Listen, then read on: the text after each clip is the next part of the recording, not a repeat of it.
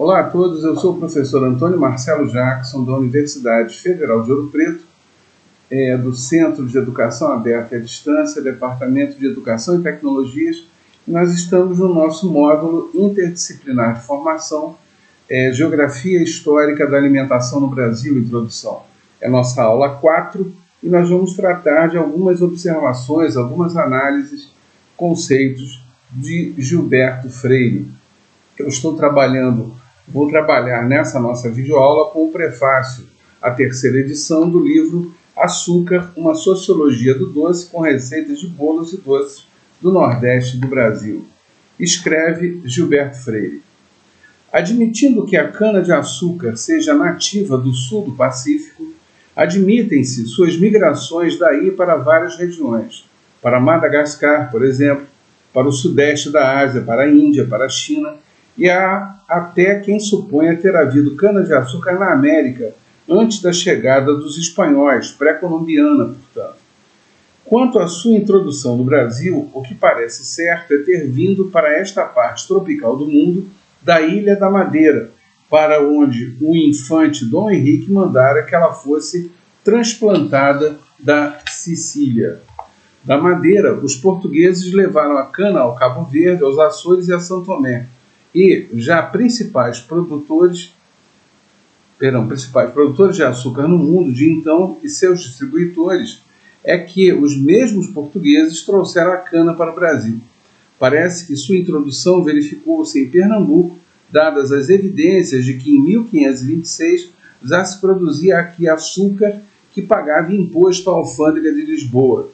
Oficialmente, o introdutor da cana-de-açúcar no Brasil foi Martim Afonso de Souza, e a data exata dessa introdução em São Vicente, 1532. Bom, a grande questão aqui nessa abertura, ele só chama a atenção que é um produto, a cana-de-açúcar, que ele não é nativo do Brasil, claro que não, ele vem da Ásia, tá?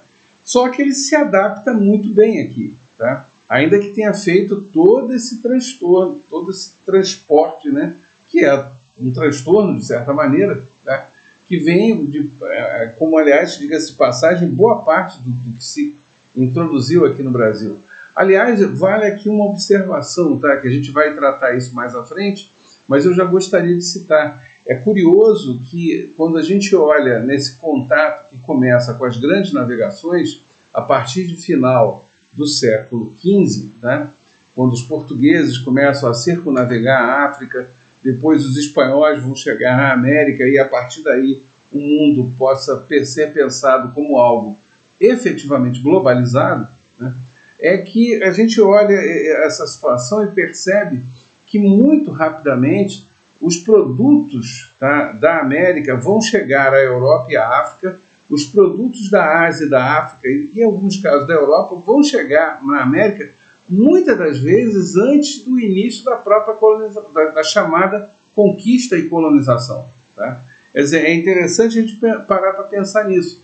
Eu me lembro, só para, por exemplo, algo que a gente vai ter que voltar mais à frente, mas não custa sempre lembrar e citar, há registros do milho sendo plantado na Península Itálica, isso em 1517. Vamos pensar que 1517 é o ano que Cortés está entrando em Tenochtitlan, a capital dos astecas, tá? Oficialmente, o Brasil nem começou a ser conquistado e colonizado. Então, apesar disso tudo, você já tem milho na Europa, né? Quer dizer, como aqui, por exemplo, se a gente parar para pensar essa observação de Gilberto Freire, 1526 você já tem açúcar pagando impostos na alfândega de Lisboa, açúcar que vem do Brasil. Ainda que oficialmente isso seja apenas em 1532 e, segundo todas as datas oficiais, a conquista e colonização do Brasil começa lá em 1534. Quer dizer, então os produtos eles são anteriores à própria ocupação da terra. Isso é um dado interessante que vale a pena a gente ter isso registrado na cabeça. Continua Gilberto Freire. Compreende-se que, dado tão grande esplendor de vida, à sombra da economia do açúcar, o Nordeste atraísse a cobiça dos holandeses, que esta parte do Brasil fosse por eles ocupada com o fim de ser explorado o açúcar como artigo de comércio internacional e que dentro desse domínio do Nordeste açucareiro por norte-europeus tivesse ocorrido o octênio Maurício de Nassau, com sua rara grandeza em vários setores de alta cultura, nas ciências, na pintura, no urbanismo, nas letras. Não custa lembrar, o Gilberto Freire não cita aqui, não é esse interesse, não é esse o seu interesse, tá? Mas efetivamente o que a gente tem, tá? É que são holandeses que vão efetivamente financiar a construção dos primeiros engenhos de açúcar, notadamente no Nordeste, tá? Então essa relação dos holandeses com o Nordeste brasileiro, particularmente o Nordeste açucareiro, se dá também muito porque foram eles que financiaram esses engenhos, tá? Mas aí é uma outra história que escapa aqui dos nossos interesses. Olha, continuando aqui, chama a atenção Gilberto Freire. Surpreendentemente, uma sub-região desligada do complexo açucareiro se apresenta rival do Nordeste e do Rio de Janeiro, também açucareiro, na tradição daqueles doces finos, a Rio Grande do Sul dominada por Pelotas. E no Pará são numerosas as compotas de frutas agrestemente amazônicas, com deliciosos nomes indígenas, compostas como que supertropicais, no que nelas é sabor esquisito. Há, assim, no Brasil, uma geografia do doce em que a excelência da arte da sobremesa nem sempre corresponde à intensidade regional da produção de açúcar. É interessante aqui chamar a atenção, porque ele vai começar a trabalhar isso a partir de um dado momento aqui, nesse texto que a gente está apresentando, que é o que ele chama de geografia do doce. Tá? É curioso isso. Você tem, aqui no Brasil, segundo Gilberto Freire, desde o momento que começa a plantação de cana-de-açúcar e a produção de açúcar, tá? Uma mudança, inclusive, no paladar. Isso a gente vai tratar aqui daqui a pouco. E é um dado interessante que essa mudança de paladar ela não ocorre apenas na região açucareira. Tá? Ela vai acontecer, e isso ele chama a atenção, em outros locais do Brasil que necessariamente não tem uma produção em larga escala de açúcar, como é o caso do Nordeste, como é o caso do Rio de Janeiro ou São Paulo. Tá? Então, são dados interessantes aqui. Há uma mudança, a produção de açúcar, ela não apenas é uma questão econômica, tá? Que vai gerar riquezas para Portugal ao longo de vários séculos, inclusive entrando no século XIX, já no Brasil independente. Né? Não é apenas isso. Ela muda também o comportamento das pessoas, notadamente o paladar. Tá? Isso é um dado que vale a pena chamarmos a atenção. Continua Gilberto Freire. O Nordeste do Brasil, começando a afirmar-se econômica e socialmente com a cultura da cana, passou logo a completá-la com a indústria do açúcar. E à sombra dessa lavoura e dessa indústria, desenvolveu-se uma arte de doces que se situa entre as artes mais características da civilização brasileira. Outras uniões não tardaram a verificar-se à sombra da cana-de-açúcar, algumas delas na culinária. Entre o açúcar e a fruta do mato tropical, por exemplo, entre o açúcar e a mandioca, entre o açúcar e quanto produto do trópico foi se prestando a ser cozinhado em tachos até tornar-se doce ou quitute de uma nova espécie, alimento meio português, meio tropical, agradável ao paladar, além de nutritivo. Uniões que foram sendo acrescentadas, a canela do Oriente, o cravo, a noz moscada.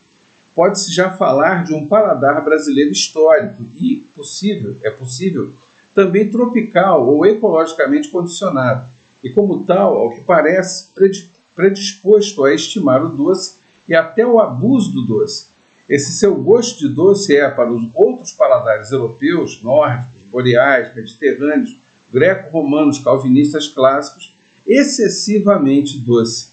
Daí, a estrangeiros de outras procedências, certos doces e sorvetes brasileiros parecerem sofrer precisamente desse defeito, o de doces exageradamente doces.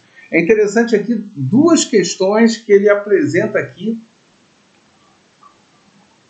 e que são observações fundamentais para a gente parar para pensar na história da sociedade brasileira e das consequências na gastronomia da alimentação no Brasil.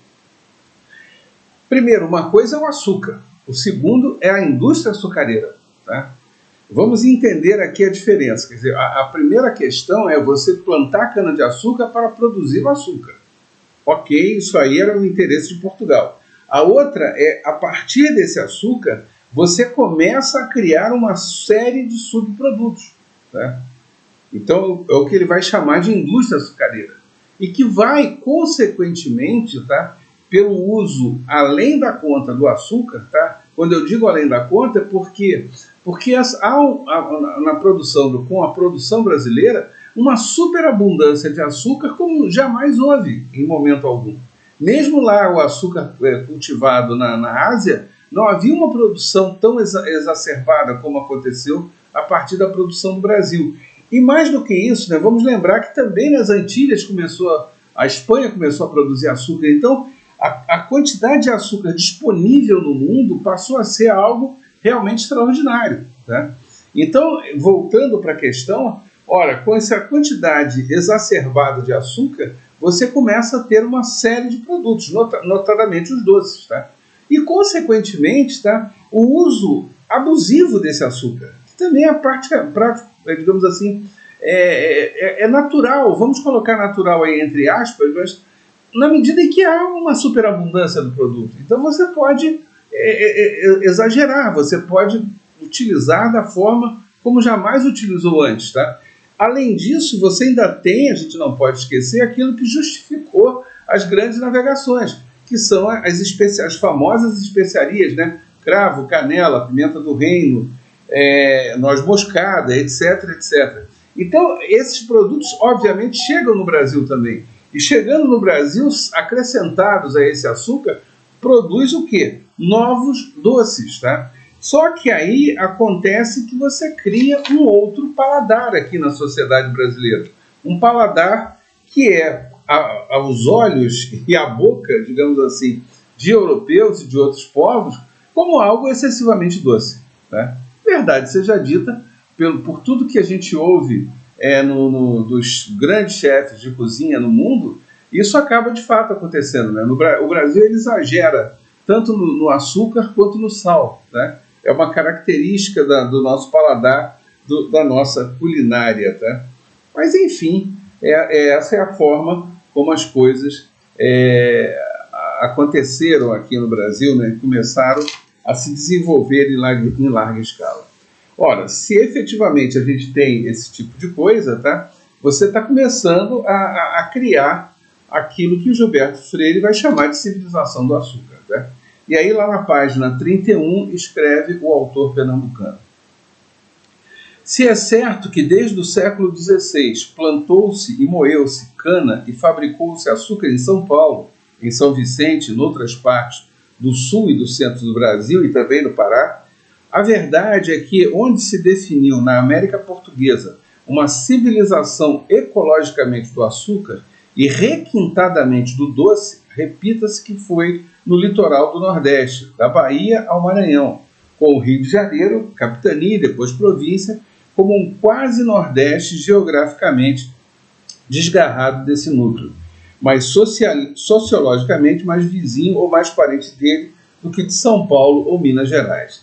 Daí o que Machado de Assis escreveu do Rio de Janeiro pode ser aplicado com ainda maior exatidão sociológica ao Nordeste. A arte do doce teria alguma coisa de, entre aspas, princípio social. Esse princípio social foi no Nordeste não só o açúcar, da generalização do padre Antônio Vieira, mas de modo específico o doce, o bolo, o quindim feito com açúcar por aquelas mulheres que todos os dias faziam renda e todas as semanas faziam doce. Umas nas suas casas grandes ou nos seus sobrados, outras nas suas casas de porta e janela e até nos seus simples mocambos. Lá no final da página 32. Em compensação, através das receitas, algumas delas, segredos de família, é uma arte que resiste a seu modo ao tempo, repetindo-se ou recriando-se com a constância das suas excelências e até das suas sutilezas de sabor, afirmando-se por essa repetição ou por essa recriação. Numa velha receita de doce ou de bolo há uma vida, uma constância, uma capacidade de vir vencendo o tempo sem vir transigindo com as modas nem capitulando, senão em pormenores, ante as inovações que faltam às receitas de outros gêneros. As receitas médicas, por exemplo, uma receita médica de um século é quase sempre um arcaísmo. Uma receita de bolo do tempo do Padre Lopes Gama ou de doce dos Dias Machado de Assis, que se tenha tornado um bolo ou um doce clássico, como o sequilho do padre ou o doce de coco do romancista, continua atual, moderna, em dia com o paladar, se o não humano, pelo menos brasileiro. O motivo dessa constante mocidade das receitas dos bolos e dos doces, que se têm tornado clássicos em doçarias nacionais, como entre nós o doce de coco, como o pudim de ameixa entre os ingleses, como a torta de maçã entre os franceses, em contraste com a rápida deterioração que sofrem com o tempo as receitas médicas, é interessantíssimo. E a consideração, mesmo de passagem, que se faça dele, pode nos levar à metasociologia ou à antropologia filosófica. A receita médica depende, para sua sobrevivência, da constância daqueles princípios científicos que servem de base à arte dos clínicos. A receita de doce é quase que só arte. Para sobreviver, não depende das constantes alterações nas verdades científicas, embora precise, é certo, de condicionar-se em alguns de seus aspectos à transformação de caráter sociocultural. Seus principais compromissos são, porém, com o paladar, com o olfato, com os olhos dos homens, com constantes que independem quase de modo completo do certo ou do errado estritamente científico. Será, entretanto, a expressão do paladar de uma sociedade ou de uma época no tocante a doces um fenômeno apenas fisiológico? A resposta sociológica é evidente. Mais do que fisiológico, o fenômeno é sociocultural. E aí, para a gente fechar, para eu começar a fazer os comentários, continua Gilberto Freire. Pois a verdade parece ser realmente essa, a das nossas preferências de paladar serem condicionadas nas suas expressões específicas pelas sociedades a que pertencemos, pelas culturas de que participamos, pelas ecologias em que vivemos os anos decisivos de nossa experiência. É interessante aqui, essa parte eu acho que é uma das mais importantes nessa sequência que a gente está apresentando aqui, porque, primeiro, quando ele faz a comparação entre uma receita de um doce e uma receita médica, tá? Querendo ou não, alguém pode falar, mas Marcelo, essa comparação é absurda. Eu falo, por que absurda? Nós estamos falando de elementos produzidos pelo homem, tá? A partir de outros elementos constantes na natureza. Estamos falando de produtos que são resultados dessa mistura, dessa alquimia, digamos assim, feita por seres humanos, e esses produtos são ingeridos pelos seres humanos. Tá? Tecnicamente, o processo todo é o mesmo. Tá? Só que, efetivamente, e isso é inegável, quando eu olho para um receituário médico, o que fica evidente é que esse receituário ele se atualiza em todos os momentos. Quer dizer, acredita-se que tal coisa faça bem até, digamos assim, até a página 2. Né? Por quê? Porque no momento que o entendimento sobre aquele tema mudar, todo o receituário se altera. Por favor, vamos a um exemplo clássico, que hoje em dia já é tratado como se fosse a coisa mais natural do mundo, mas vamos lá, para um sujeito como eu, que tem nesse momento 56 anos de idade, é curioso pensar, por exemplo, que eu tranquilamente, até os meus 40, 45 anos, falar em consumo excessivo de ovo de galinha era aumentar o colesterol. Né? Por favor, perguntem a qualquer pessoa. Tá? Isso vai ser colocado como verdade absoluta. Né? Até o momento em que alguns magos da ciência, por favor, eu não estou falando como deboche aqui, mas é no sentido que aí muda-se tudo, tá? Descobre-se o quê? Que na verdade não, o colesterol do ovo, desde que ele existe, é um colesterol bom, não faz mal nenhum ao organismo.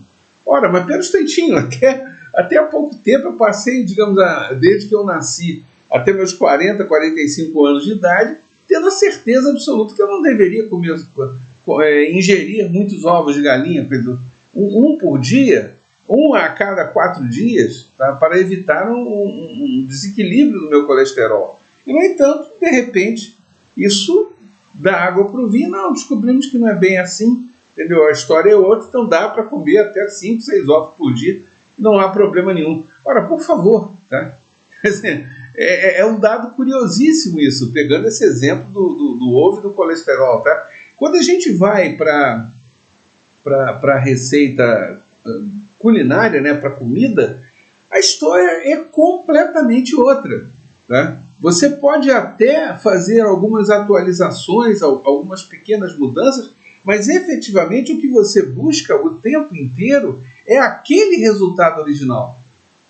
E isso é interessantíssimo, tá? Se você parar para pensar, mas nós temos outras formas hoje de fazer um doce de coco, daquele que aparece numa receita de um livro do Machado de Assis, ou é citado no livro do Machado de Assis, que é do século XIX. Aí eu falo, sim, é verdade, tá? Temos uma fórmula mais atualizada. Agora, o que você está buscando? Você está buscando uma outra coisa que não seja o doce de coco? É isso que o Gilberto Freire está chamando a atenção. Tá? No final das contas, você está querendo a mesma coisa. Tá? Você pode até atualizar, encontrar uma nova forma de chegar àquilo. Mas você não está dizendo que aquilo era ruim e passou a ser bom, ou aquilo era bom e passou a ser ruim. Não, não. Você está dizendo que você quer aquele sabor, tá? Aquele gosto. Tá? E é interessante, tá? Porque aí quando ele chama a atenção. Tá? E eu vou reler de novo. Né? A receita do doce é quase somente arte. Tá? Enquanto que a receita médica, não. Ela precisa de outros elementos, precisa de outras informações. Tá? E quando você trata de arte, a arte ela é quase que eterna. Né?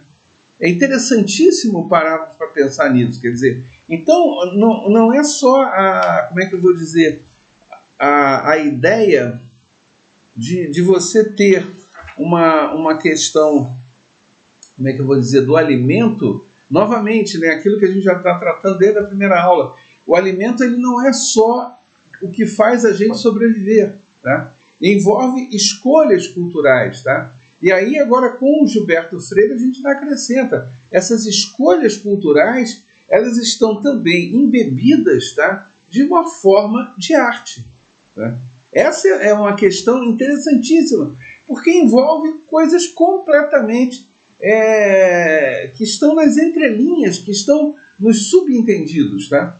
E para fechar com chave de ouro, que aí é uma questão onde fica claramente uma questão sociológica, tá? Isso está diretamente vinculado aos grupos sociais que a gente vive. Tá? Então, novamente, aí a gente pode até voltar naquele comentário anterior, quando ele fala da indústria açucareira. Por que o europeu acha que aqui é muito doce e nós, de nossa parte, não achamos? Simples, porque o europeu está lá, ele nasceu naquela realidade, ele tem aqueles hábitos alimentares, a forma de arte gastronômica é uma, tá? Enquanto que aqui no Brasil, sabe, a nossa realidade é outra. E aí a gente pode até voltar numa discussão que eu apresentei, não me recordo agora se foi na primeira ou na segunda aula, quando diversos chefes de cozinha, né, ao longo de algumas décadas aqui no Brasil, simplesmente tentavam reproduzir o valor da Europa. E era uma coisa muito grotesca que acontecia aqui. Quer dizer, a grande culinária a ser praticada no Brasil, ela deveria ser aquela que fosse idêntica da Europa. Né? É um dado interessante, vale aqui dizer, por exemplo, a respeito de um conhecido, como é que eu vou dizer, uma conhecida chancela de qualidade, né, que existe já desde o início do século XX, que é o Guia Michelin. Né? O que é o Guia Michelin? Só para vocês entenderem a coisa rapidamente, e acho que ele cabe, né, nesse comentário aqui. Tá? foi a Michelin, uma fábrica de pneus da França, né? Ela começa a fazer a sua produção para os carros franceses, isso no início do século XX, e num dado momento ela fala, como não era uma coisa muito comum, né, ter posto de gasolina, por exemplo, ou oficina, ela cria um guia para marcar esses pontos, né, nas estradas francesas, onde existia um lugar para abastecer de gasolina, ou um mecânico precisasse consertar o carro e tal. Ora, na sequência, como as viagens passaram a ser mais comuns, eles começaram a inserir hotéis, né, e, consequentemente, restaurantes, pousadas, seja lá o que for, né? Com isso, aquilo que era na sua origem apenas uma ideia de fazer um mapa, né, para que o viajante pudesse se situar da melhor maneira possível, acabou virando uma chancela de qualidade, notadamente em relação aos restaurantes. Tá? E aí o que começou a acontecer? Tá? O guia Michelin ele começou a adotar critérios que envolviam a questão do paladar, obviamente, mas aí, é claro, eram os fiscais do guia Michelin que faziam isso. Aí é uma questão que vai entrar uma discussão eterna, né? Até que ponto aquele sujeito, o paladar dele vai bater ou vai entender a proposta daquele chefe de cozinha ou não. E depois começaram a entrar até por situações do tipo o talher que é usado, a toalha de mesa, se tem banheiro, se o banheiro é assim ou assado. E aí foi uma coisa tão louca, porque o guia Michelin acabou depois aparecendo em outros lugares do mundo, e situações, isso aí já é citado, para quem acompanha programas de culinária sabe disso. Por exemplo, o principal restaurante de Tóquio, no Japão, fica dentro de uma estação do metrô. E ao ficar dentro de uma estação do metrô, ele não tem nem banheiro, né? O banheiro é da estação, não é do restaurante. E aí, na hora de você fazer o guia Michelin no Japão, como é que você faz, tá? Se eles não tem nem banheiro, quer dizer, ou antes o banheiro é da estação, não é o banheiro do restaurante, como é que você avalia isso, né? E aí começaram, então, a criar outras formas de avaliação, né? Como acontece aqui no Brasil, né? O guia Michelin aqui no Brasil também adota outras características. Então é interessante que nesse momento também coincide aí, voltando para a discussão central aqui do texto, que, perdão, no caso aqui do Brasil, também começou a ter uma grande mudança, tá? no comportamento dos chefes de cozinha, que passaram a abandonar aquele valor que era pura e simplesmente europocêntrico, a gente pode colocar dessa forma, e valorizar elementos do Brasil, sejam os produtos brasileiros, sejam técnicas brasileiras, tá? que chegaram a ficar esquecidas em alguns aspectos. E aí, voltando aqui, quando você faz isso, não é uma discussão simplesmente da questão gastronômica, tá? É uma questão realmente sociológica. É uma questão de você saber se você está lidando e valorizando a cultura do seu país ou não, tá? Então, quando você fala em comida, isso o Gilberto Freire já nos ensinou há muito tempo, tá? Não é uma coisa simples, tá? Você está lidando com uma sociedade de um país, seja pelas escolhas que aquela sociedade fez e chegou naquele tipo de alimento, seja porque, digamos, aquele alimento que, por exemplo, é o que faz daquele país ser aquele país, né? Bom, mas aí voltando para a discussão central aqui de uma sociedade do açúcar, né? Vamos colocar o que mais o Gilberto Freire nos chama a atenção.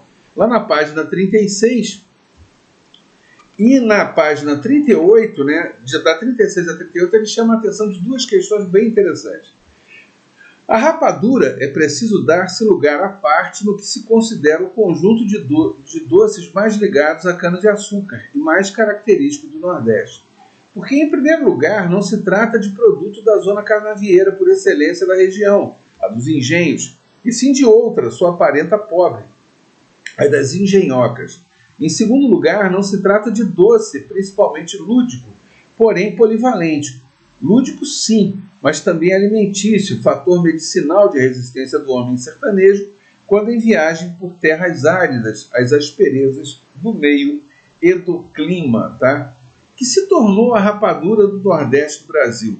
Segundo o professor Silvio Rabelo, mais do que adoçante, como é o açúcar refinado, alimento considerado de alto valor nutritivo, substituindo a carne ou servindo de coadjuvante das refeições sertanejas, como outros muitos alimentos, como a farinha, o feijão ou as frutas, sob forma de doces.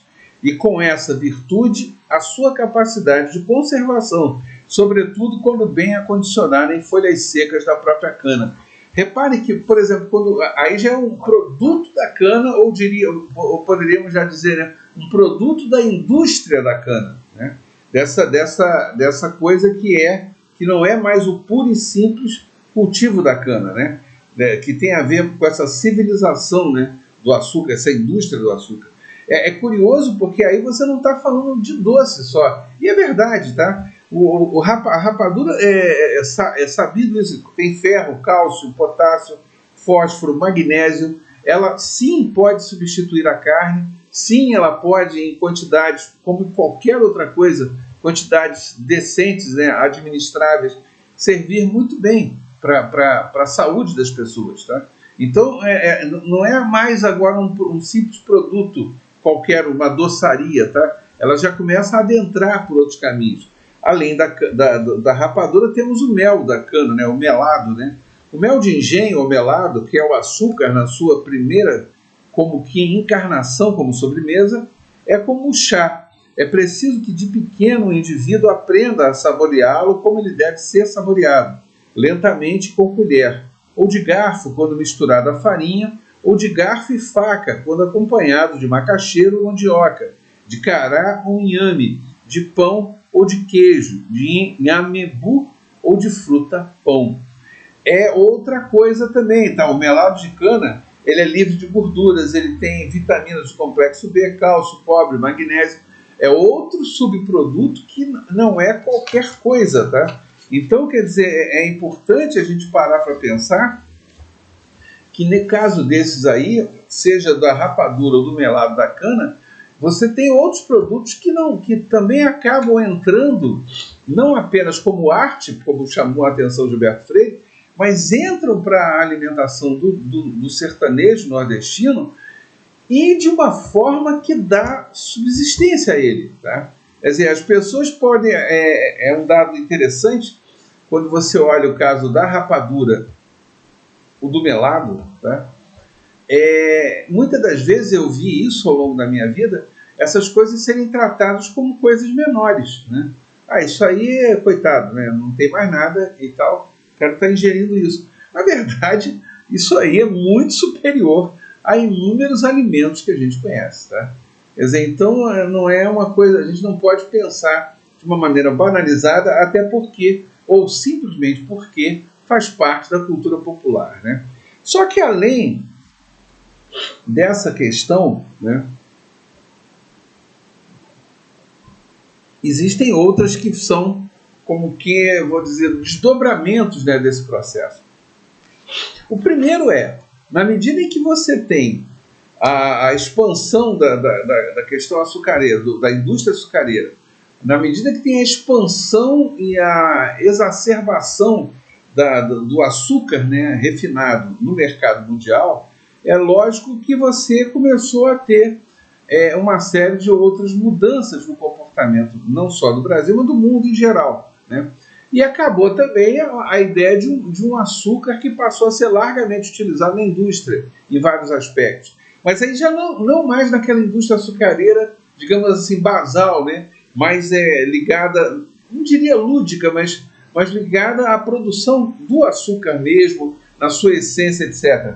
Aí já pensando numa indústria que já envolve a questão da grande indústria, particularmente a norte-americana, né? Dos doces, caramelo, das balas, né? Das guloseimas, que aí já é uma coisa que veio atropelando a situação toda. E muitas das vezes você encontra o embate, né, gigantesco entre aquela questão do que seria mais tradicional, dessa guloseima completamente industrializada, mas é industrializada já pensando no sentido pejorativo dessa palavra, tá? Então isso é uma outra questão que também chama a atenção nesse comportamento, ou seja, Na medida que houve o aceite, né, pela sociedade da coisa adocicada, né, da sensação do doce, esse açúcar mais industrializado, mais artificial, digamos assim, ele passou a ser largamente adotado em várias escalas, em vários ambientes. E aí, isso para Gilberto Freire, com toda razão, é um problema.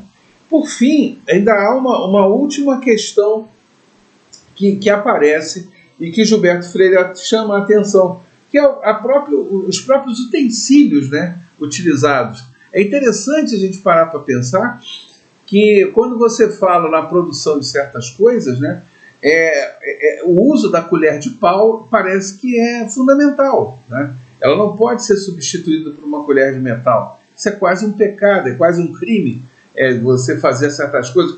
Como fazer, por exemplo, os melados, né, os doces, tem que ser em tachos de cobre, com colheres de pau, né? Ou então, se for numa escala menor, em panelas de barro.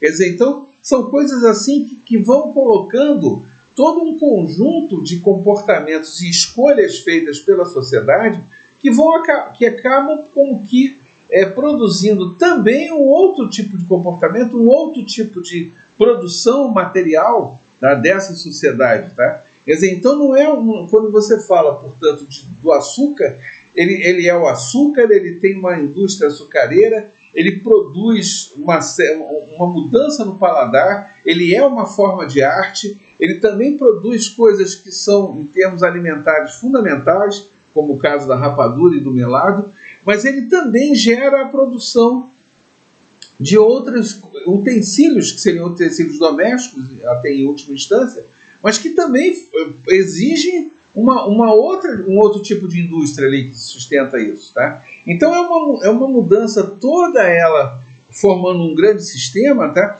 Que acaba contribuindo e dando condições a um determinado tipo de sociedade. E aí, no final das contas, tá, para a gente encerrar essa aula de hoje, o que coloca o Gilberto Freire? Mas afinal, o que é doce? Né? Dizem os dicionários que é aquilo que tem um sabor como de açúcar ou de mel, e que assim, sacarino não é amargo, nem salgado, nem picante. E ainda a composição que é temperada com açúcar, mel ou outro ingrediente sacarino. A base dessas composições é que, para o sociólogo da cultura, há uma doçaria, uma confeitaria, uma pastelaria, uma estética de sobremesa com implicações socioculturais. Há uma sociologia do doce, a parte de uma sociologia da arte da cozinha, do que esta arte mais vasta implica de sociocultural. Tá? É interessante esse negócio, quer dizer, pensar que, pegando o exemplo do açúcar, você pode refletir enormemente sobre essa questão da sociedade. Tá? É lógico que não terminamos aqui, ainda tem muito mais coisa pela frente, tá? Mas essa videoaula de hoje se encerra e eu espero que tenha sido do agrado de todos vocês essa análise do prefácio à terceira edição do livro Açúcar, uma sociologia do doce, do senhor, nosso queridíssimo Gilberto Freire. Muito obrigado e até uma próxima videoaula.